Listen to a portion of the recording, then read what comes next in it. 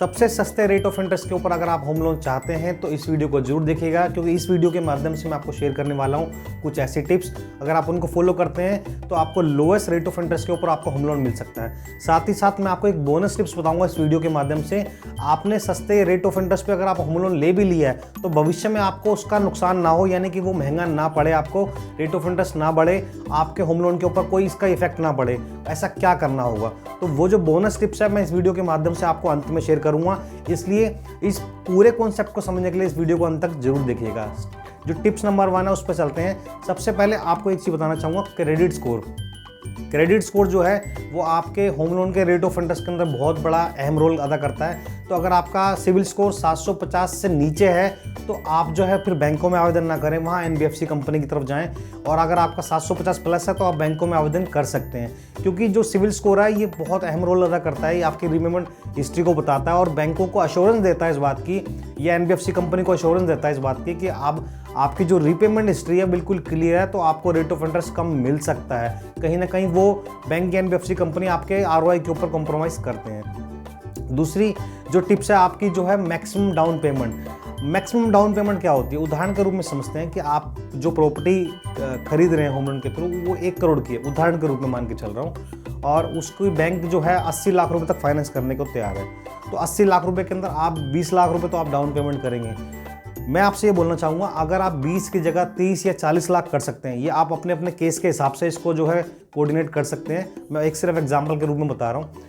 अगर आप अपनी डाउन पेमेंट जो है वो 20 लाख से 30 लाख या 40 लाख कर सकते हैं, और फाइनेंस जो है वो आप 60 लाख के आसपास करवा लें, जहाँ 80 लाख करवा रहे थे 60 लाख करवा लें, तो ये वाला मैसेज जो बैंक की तरफ जाता है या साइन उनको मिलता है कि आप अपनी प्रॉपर्टी के अंदर मैक्सिमम फंडिंग नहीं ले रहे, लोएस्ट फंडिंग ले रहे हैं, और जो property as a security bank के पास रखी जा रही है उसकी कीमत ज़्यादा है और जो फाइनेंस किया जा रहा है उसकी कीमत बहुत कम है। तो कहीं ना कहीं उनको थोड़ा कंफर्ट महसूस होता है और आपके जो रेट ऑफ इंटरेस्ट, आपके लोन के ऊपर लगने वाला जो रेट ऑफ इंटरेस्ट है उसको वो कम कर देते हैं। ये कॉमन फैक्टर है, ये बैंक और एनबीएफसी में हर जगह अप्लाई करता है। तीसरे फैक्टर की तरफ बात करते हैं, सर्च ऑन गूगल। मतलब आप गूगल जहाँ भी जिस भी राज्य या स्टेट में रहते हैं इंडिया के अंदर, वहाँ पर आप गूगल के ऊपर सर्च करें।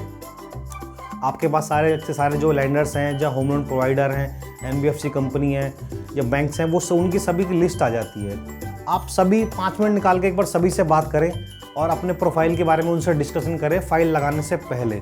तो एक रफली आपको आइडिया लग जाएगा कि मार्केट में आरओआई क्या चल रहा है आपके प्रोफाइल के हिसाब से, आपका काम क्या है, सिविल स्कोर क्या है, आपके पास इनकम प्रूफ कितना है, जो प्रॉपर्टी खरीद रहे हैं उसके अंदर कोई टेक्निकल कोई इशू तो नहीं है, कोई लीगल इशू तो नहीं है। ये सारे पॉइंट्स आप उनको ऑलरेडी मेंशन करें, जिससे थोड़ा सा आपको एक ओवरव्यू मालूम पड़ जाएगा कि ओवरव्यू क्या है।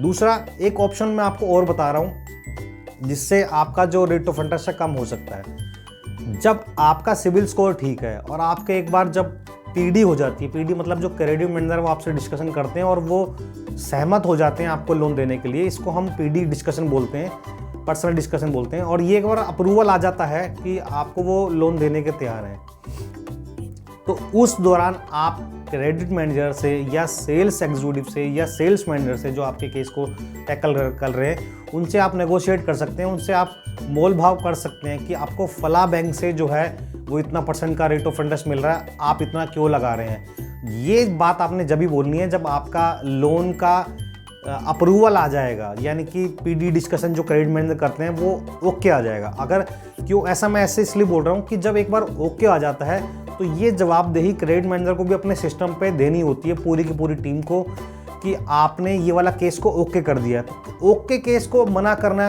बहुत मुश्किल होता है सभी के लिए।